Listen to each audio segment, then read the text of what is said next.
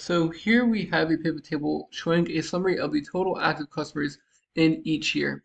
But what if I wanted to show the number of active customers at the start of each year instead of the total? Because by summing all the months together makes this pivot table look a little bit wonky. Now, Excel does not have a super native way to do this within pivot tables, but there is a very easy workaround that you can use by leveraging a helper column. So here we have our data. As you can see, we have a column for month and year. And what we can do is we can have a column that will filter through only where the month is January. So I'm going to say first of year, for example, and I can say, well, if the month of this is January, or the first month of the year, equals 1, return something like and filter by, in this example, a yes. If not, then have it be blank.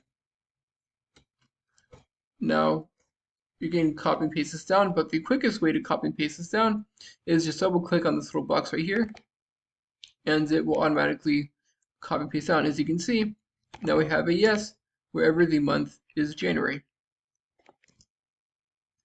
Now we're going to go back to our pivot table, and we're going to want to change the data range to make sure that this new column that we added is included. By going to pivot table analyze, change data source, and then change data source. And then as you can see, right now it's referencing column K.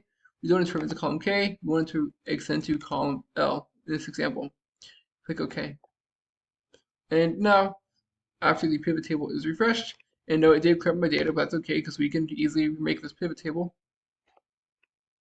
You can go to pivot table analyze, field list, and remake the pivot table by having the year, the region, and the active customers in a pivot table. But now we can filter through this new column that I just added called first of year. You can filter for it by clicking on this drop down right here and filtering for this just a yes. And now you can see that didn't really follow through, so we're going to put the filter right here. And as you can see, now the filter first of year is right here and is only pulling in the column of yes, which is going to be where January is, and we have the customers at the start of each year instead of the total across months. And now this trick can be used for a number of different applications. For example, if you want to filter only something that's in the first quarter, or you want to filter something that's only at the end of the month instead of the beginning of the month if you're using daily data. Use leveraging a helper column to go ahead and filter through a specific time frame within your data or specific criteria that you can then go through and filter on is a good trick to know. And now from here, of course, you can go through and format it and just make it whatever design that you want to fit your needs.